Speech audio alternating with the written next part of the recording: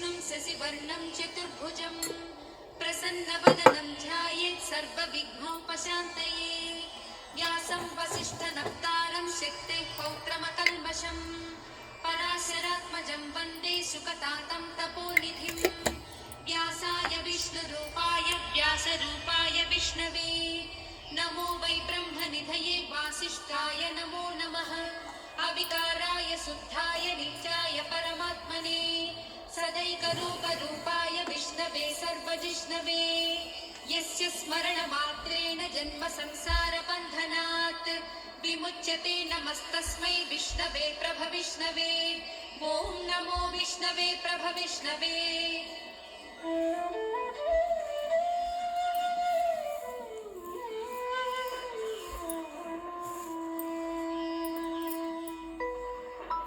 श्रीवैशम्पायन उवाच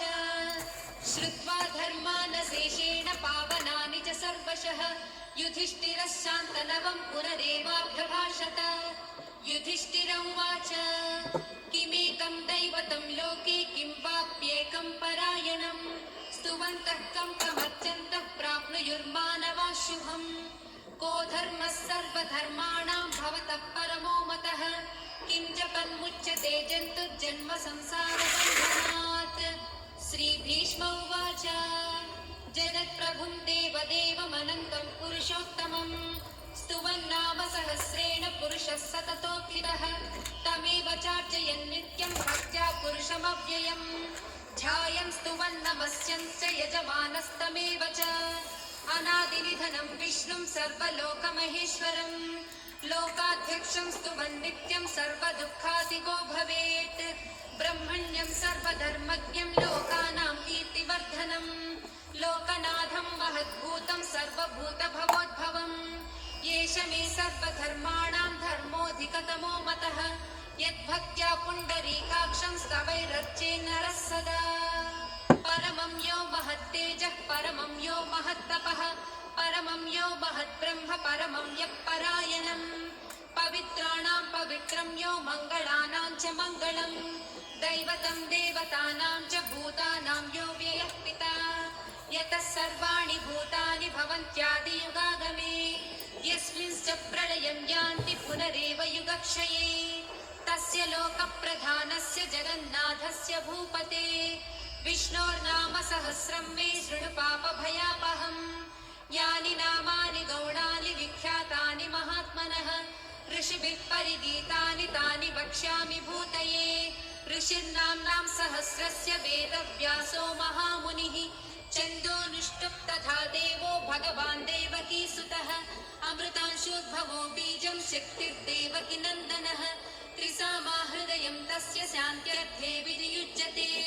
विष्णुं जिष्णुं महाविष्णुं प्रभविष्णुं महेश्वरम् अनेकरूपदैत्यान्तं नमामि पुरुषोत्तमम्।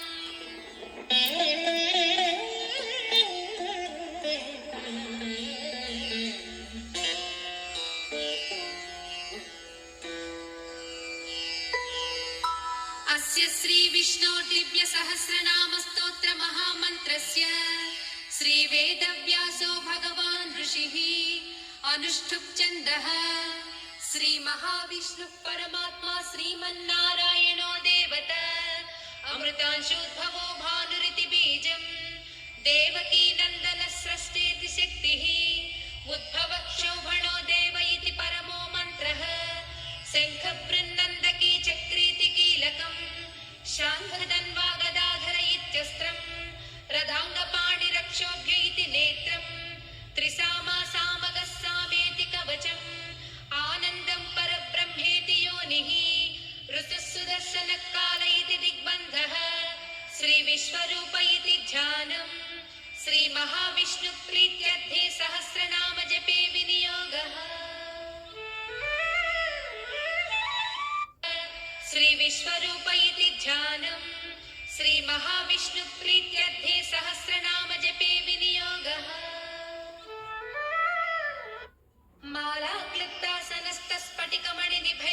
मालाक्लिप्तासनस्तस्फटिकमणिनिभैर्मौक्तिकैर्मण्डिताङ्गः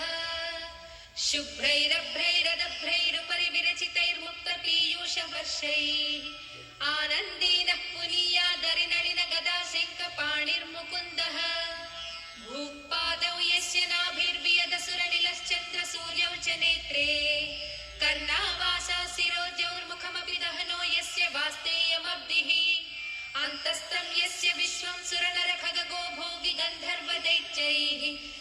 रं रं रम्यते तं त्रिभुवनवपुषं विष्णुमीशं नमामि। ॐ नमो भगवते वासुदेवाय। शान्ताकारं भुजगशयनं पद्मनाभं सुरेशं विश्वाधारं गगनसदृशं मेघवर्णं शुभाङ्गं लक्ष्मीकान्तं कमलनयनं योगिहृज्जानगम्यं वन्दे विष्णुं भवभयहरं सर्वलोकैकनाथम्। मेघश्यामं पीतकौसेयवासं श्रीवत्साङ्कं कौस्तुभोद्भासिताङ्गं पुण्योपेतं पुण्डरीकायताक्षं विष्णुं वन्दे सर्वलोकैकनाथम्। नमः समस्तभूतानामादिभूताय भूभृते अनेकरूपरूपाय विष्णवे प्रभविष्णवे। सशङ्खचक्रं सकिरीटकुण्डलं सपीतवस्त्रं सरसीरुहेक्षणं सहारवक्षस्थलशोभिकौस्तुभं नमामि विष्णुं शिरसा चतुर्भुजम्। छायायां पारिजातस्य हेमसिंहासनोत्पदी आसीनमम्बुदश्याममायताक्षमलङ्कृतम् चन्द्राननं चतुर्बाहुं श्रीवत्साङ्कितवक्षसं रुक्मिणी सत्यभामाभ्यां सहितं कृष्णमाश्रये।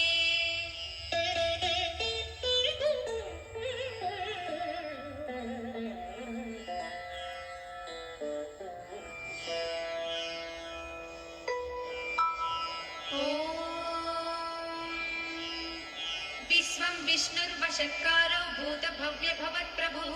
भूतकृद्भूतभृद्भावो भूतात्मा भूतभावनः भूतात्मा परमात्मा च मुक्तानां परमागतिः अव्ययः पुरुषः साक्षी क्षेत्रज्ञोऽक्षर एव च योगो योगविदां नेता प्रधानपुरुषेश्वरः नारसिंहवपुः श्रीमान् केशवः पुरुषोत्तमः सर्वशर्वशिवस्थाणुर्भूतादिर्निधिरव्ययः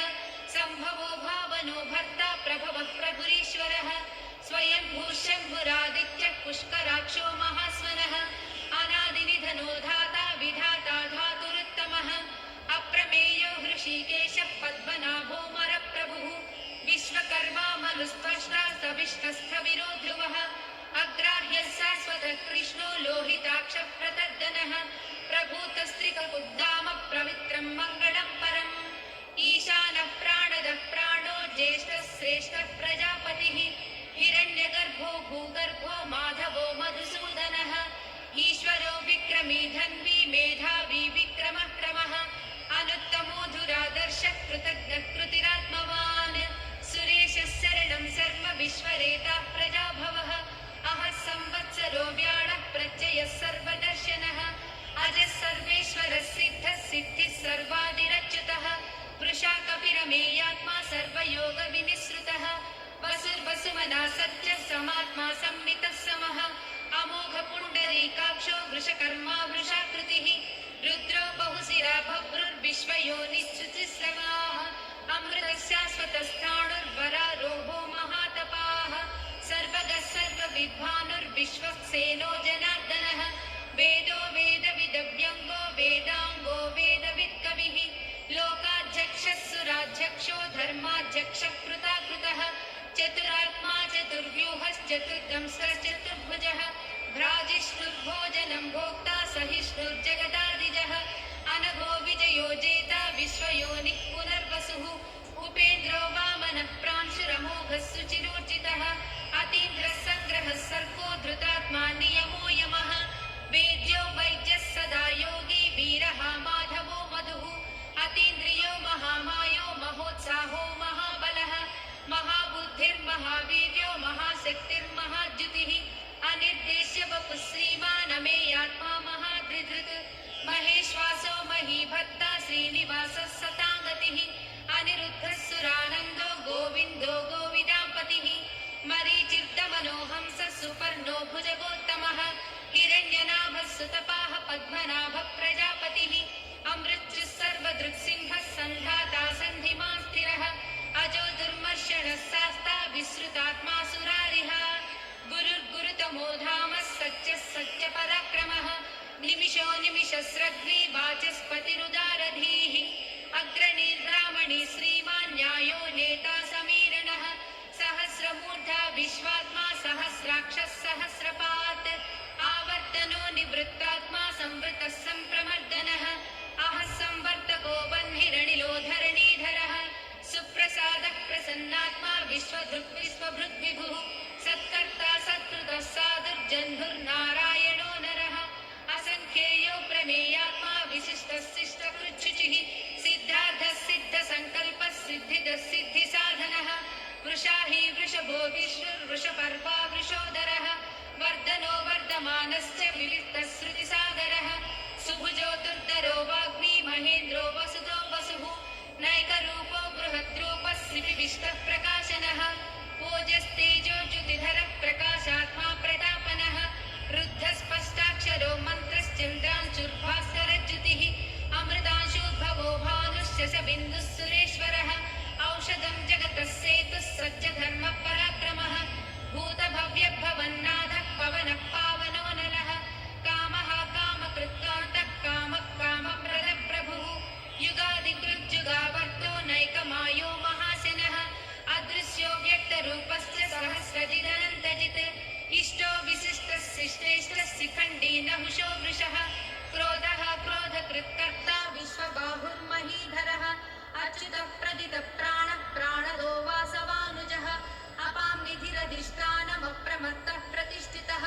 स्कन्दः स्कन्दधरो दुर्यो वरदो वायुवाहनः वासुदेवो बृहद्भानुरादिदेवः पुरन्दरः अशोकस्तारणस्तारः शूरः शौरिजनेश्वरः अनुकूलस्य तावर्तः पद्मे पद्मनिभेक्षणः पद्मनाभोरविन्दाक्षः पद्मगर्भः शरीरभृत् महर्तिर्वृद्धो वृद्धात्मा महाक्षो गरुडध्वजः अतुलशरभो भीमः समयज्ञो हविर्हरिः सर्वलक्षणलक्षण्यो लक्ष्मीवान् समितिञ्जयः विक्षरो रोहितो मार्गो हेतुर्दामोदरः सहः महीधरो महाभागो वेगवानमिताशनः उद्भवः क्षोभणो देवः श्रीगर्भः परमेश्वरः करणं कारणं कर्ता विकर्ता गहनो गुहः व्यवसायो व्यवस्थानः संस्थानस्थानदो ध्रुवः परद्धि परमस्पष्टस्तुष्टः पुष्टः सुभेक्षणः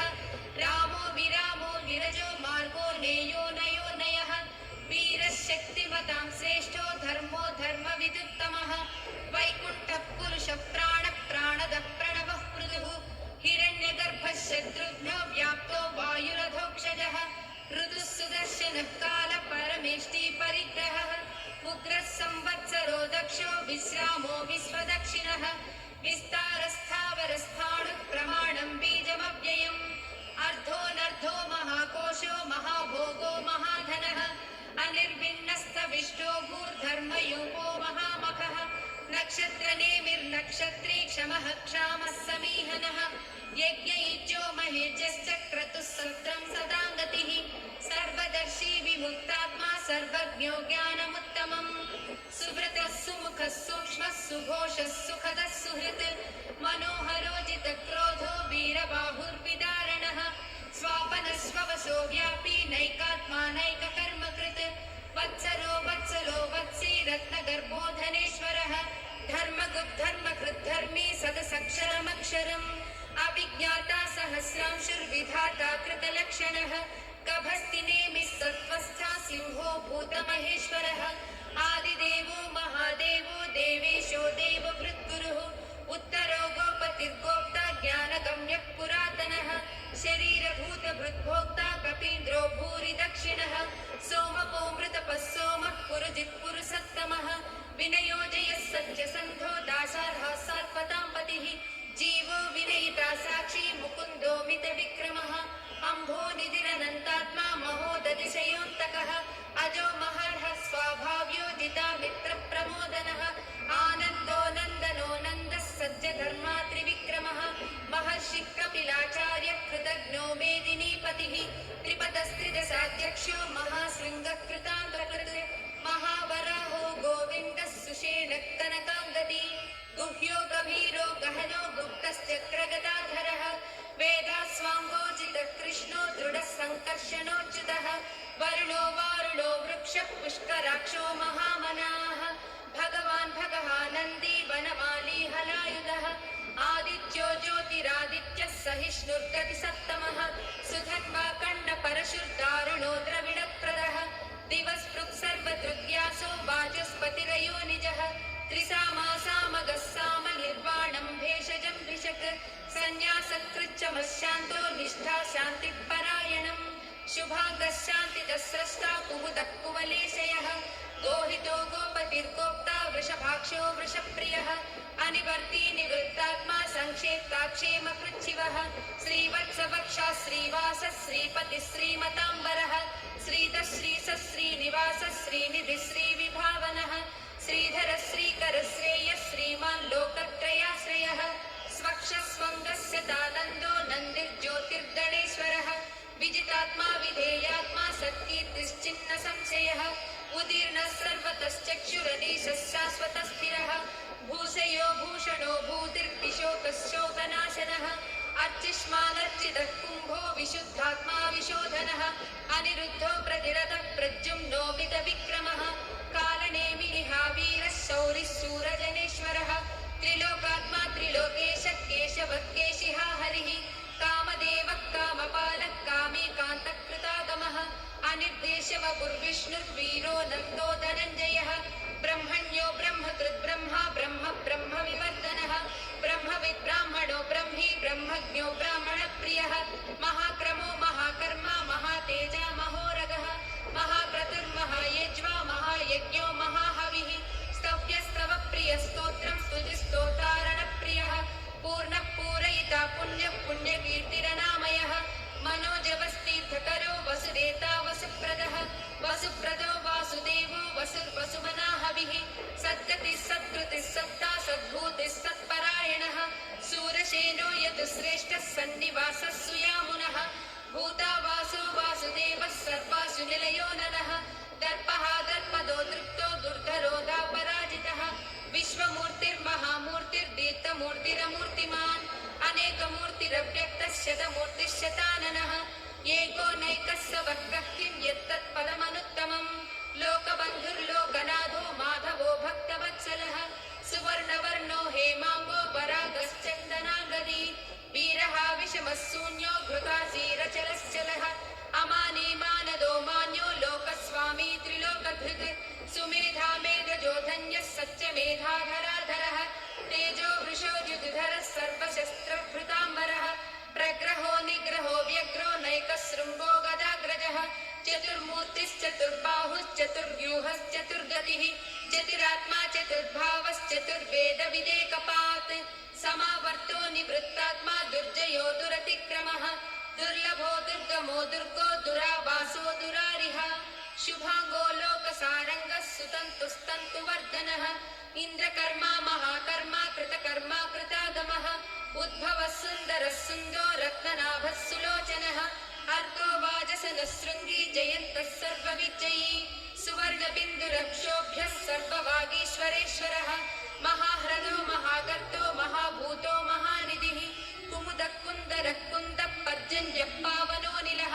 अमृताशोऽमृतवपुः सर्वज्ञः सर्वतोमुखः सुलभः सुव्रतः सिद्धः शत्रुजिच्छत्रुतापनः न्यग्रोधोदुम्बरो श्रद्धच्चाणूरान्ध्रनिषूदनः सहस्रार्चिः सप्तजिह्वः सप्तैधा सप्तवाहनः अमूर्तिरनघोचिन्त्यो भयकृद्भयनाशनः अणुबृहत्कृशस्थूलो गुणभृन्निर्गुणो महान् अधृतस्वधृतस्वास्य प्राग्वंशो वंशवर्धनः भारबृहत्कदितो योगी योगीशः सर्वकामदः आश्रमश्रवणक्षामः सुपर्णो वायुवाहनः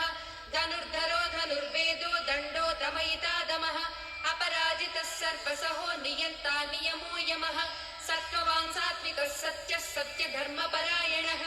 अभिप्रायप्रियार्होर्हः प्रियकृत्प्रीतिवर्धनः विहाय सगतिर्ज्योतिः सुरुचिर्हृतभुग्विभुः रविर्विरोचनः सूर्यः सविता रविलोचनः अनन्तो हृतभुग्भोक्ता सुखदो नैकजोग्रजः अनिर्विण्णः सदामर्षि लोकाधिष्ठानमद्भुतः सनातनतमः कपिलः कपिरव्ययः स्वस्तिदः स्वस्तिकृत् स्वस्ति स्वस्ति भुक् स्वस्ति दक्षिणः आरौद्रः कुण्डली चक्री विक्रम्योर्जितशासनः शब्दातिगः शब्दसहस्रशिरः सर्वरीकरः अक्रूरः पेशलो दक्षो दक्षिणः क्षमिणाम्बरः विद्वत्तमो वीतभयः पुण्यश्रवणकीर्तनः उत्तारणो दुष्कृतिः पुण्यो दुःस्वप्ननाशनः वीरः रक्षणः सन्तो जीवनं पर्यवस्थितः अनन्तरूपोऽनन्तश्रीधिरमन्युद्भयापहः चतुरस्रो गभीरात्मा विदिशो व्यादिशो दिशः अनादिर्भूर्भुवो लक्ष्मी सुवीरो रुचिराङ्गदः जननो जनजन्मादिर्भीमो भीमपराक्रमः आधारनिलयो धाता पुष्पहास प्रजागरः ऊर्ध्वगः सत्पथाचारः प्राणदः प्रणवप्पणः प्रमाणं प्राणनिलय प्राणभृत् प्राणजीवनः तत्त्वं तत्त्वविदेकात्मा जन्म मृत्युजरातिगः भूर्भुवः सत्तरुस्तारः सविता प्रपितामहः यज्ञो यज्ञपतिर्वज्जा यज्ञाङ्गो यज्ञवाहनः यज्ञभृद्यज्ञकृत्यग्नि यज्ञभुग्यज्ञसाधनः यज्ञान्तकृत्यज्ञगुह्यमन्नमन्नादयेव च आत्मयोनिस्वयं जातो वैखानः सामगायनः देवकीनन्दनः स्रष्टा क्षितीशः पापनाशनः शङ्खबृन्नन्दकी चक्री शाङ्खधर्मा गदाधरः तथाङ्गपाणिरक्षोभ्यः सर्वप्रहरणायुधः श्री सर्वप्रहरणायुध वो नम इति वनमाली गधीशाङ्गी शङ्की चक्री च नन्दकी श्रीमन्नारायणो विष्णुर्वासुदेवोऽभिरक्षतु वनमाली गधीशाङ्गी शङ्की चक्री च नन्दकी श्रीमन्नारायणो विष्णुर्वासुदेवोऽभिरक्षतु श्रीवासुदेवोऽभिरक्षत्वो नम इति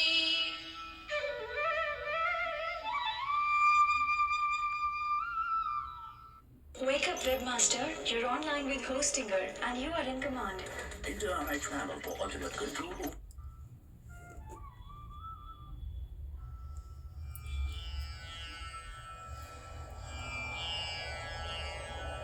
इतीदं कीर्तनीयस्य केशवस्य महात्मनः नाम्नां सहस्रं दिव्यानाम् अशेषेण प्रकीर्तितम् य इदं शृणुयात् नित्यं यश्चापि परिकीर्तयेत् नाशुभं प्राप्नुयात् किञ्चित् सोमुत्रेह च मानवः वेदान्तको ब्राह्मणः स्यात् क्षत्रियो विजयी भवेत् वैश्योधन समृद्धः स्यात् शूद्रः सुखमवाप्नुयात् धर्मार्थी प्राप्नुयात् धर्मम् अर्थार्थी चार्धमाप्नुयात् कामानवाप्नुयात् कामी प्रजार्थी चाप्नुयात् प्रजाम् भक्तिमान् यः सदोत्थाय शुचिस्तद्गतमानसः सहस्रं वासुदेवस्य नाम्नामेतत् प्रकीर्तयेत् यशः प्राप्नोति विपुलं याति प्राधान्यमेव च अचलां श्रियमाप्नोति श्रेयः प्राप्नोत्यनुत्तमम् न भयं क्वचिदाप्नोति वीर्यं तेजश्च विन्दति भवत्य रोगो द्युतिमान् बलरूपगुणान्वितः रोगातो मुच्यते रोगात् बद्धो मुच्येत बन्धनात् भयान्मुच्येत भीतस्तु मुच्येतावन्न आपदः दुर्गाण्यतितरत्यासु पुरुषः पुरुषोत्तमम् स्तुवन्नाम सहस्रेण नित्यं भक्तिसमन्वितः वासुदेवाश्रयो मर्त्यो वासुदेवपरायणः सर्वपापविशुद्धात्मा याति ब्रह्म सनातनम् न वासुदेव भक्तानाम् अशुभं विद्यते क्वचित् जन्म मृत्युजरा व्याधि भयं नैवोपजायते इमं स्तवमधीयानः श्रद्धा भक्तिसमन्वितः युज्येतात्मसुखक्षान्ति श्रीधृतिस्मृतिकीर्तिभिः न क्रोधो न च मात्सर्यं न लोभो नाशुभामतिः भवन्ति कृतपुण्यानां भक्तानां पुरुषोत्तमे ज्योत्स्रचन्द्रार्कनक्षत्रं खं दिशो भूर्महोदधिः वासुदेवस्य वीर्येण विधृतानि महात्मनः ससुरासुरगन्धर्वं स यक्षोरगराक्षसम् जगद्वशे वर्ततेदं कृष्णस्य सचराचरम् इन्द्रियाणि मनोबुद्धिः सत्त्वं तेजो बलं धृतिः वासुदेवात्मकान्याहुः क्षेत्रं क्षेत्रज्ञ एव च सर्वागमानामाचारः प्रथमं परिकल्पितौ आचारप्रभवो धर्मो धर्मस्य प्रभुरच्युतः ऋषयः पितरो देवा महाभूतानि धातवः जङ्गमाजङ्गमं चेदं जगन्नारायणोद्भवम् योगो ज्ञानं तथा साङ्ख्यं विद्या शिल्पादिकर्म च वेदशास्त्राणि विज्ञानम् एतत् सर्वं जनार्दनात् एको विष्णुर्महद्भूतं पृथग्भूतान्यनेकशः त्रीलोकान् व्याप्य भूतात्मा भुङ्क्ते विश्वभुगव्ययः इमं स्तवं भगवतो विष्णुर्व्यासेन कीर्तितम् पठे च इच्छेत् पुरुषः श्रेयः प्राप्तुं सुखानि च विश्वेश्वरमजं देवं जगतः प्रभुमव्ययम् भजन्ति ये पुष्कराक्षं न ते यान्ति पराभवम् न ते यान्ति पराभवम् वो नम इति अर्जुन उवाच पद्मपत्रविशालाक्ष पद्मनाभसुरोत्तम भक्तानामनुरक्तानां त्राता भव जनार्दन श्रीभगवानुवाच यो मां नाम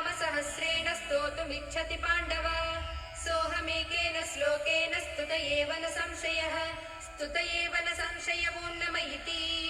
व्यास उवाच वासनाद् वासुदेवस्य वासितं भुवनत्रयम् सर्वभूतनिवासोऽसि वासुदेव नमोऽस्तु ते श्रीवासुदेव नमोऽस्तु ते ॐ नमः इति पार्वत्युवाच केनोपायेन रघुना विष्णोर्नाम सहस्रकम् पठ्यते पण्डितैर्नित्यं श्रोतुमिच्छाम्यहं प्रभो ईश्वर उवाच श्रीराम राम रामेति रमे रामे मनोरमे सहस्रनाम तत्तुल्यं राम नाम वरानने श्रीराम राम रामेति रमे रामे मनोरमे सहस्रनाम तत्तुल्यं राम नाम वरानने श्रीराम राम रामेति रमे रामे मनोरमे सहस्रनाम तत्तुल्यं राम नाम वरानने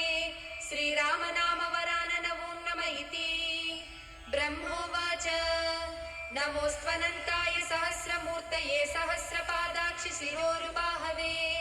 सहस्रनाम्ने पुरुषाय शाश्वते सहस्रकोटियुगधारिणे नमः सहस्रकोटियुगधारिणे ॐ नमः इति सञ्जय उवाच यत्र योगेश्वरः कृष्णो यत्र पार्थो धनुर्धरः तत्र श्रीविजयोर्भूतिर्ध्रुवा नीतिर्मतिर्मम श्रीभगवानुवाच अनन्याश्चिन्तयन्तो मां ये जनाः पर्युपासते तेषां नित्याभियुक्तानां योगक्षेमं वहाम्यहम् परित्राणाय साधूनां विनाशाय च दुष्कृतां धर्म संस्थापनार्थाय सम्भवामि युगे युगे आर्ता विषण्णाः शिथिलाश्च भीताः घोरेषु च व्याधिषु वर्तमानाः संकीर्त्य नारायण शब्दमात्रं विमुक्तदुःखाः सुखिनो भवन्तु कायेन वाचा मनसेन्द्रियैर्वा बुद्ध्यात्मना वा प्रकृते स्वभावात् करोमि यद्यत् सकलं परस्मै नारायणायेति समर्पयामि।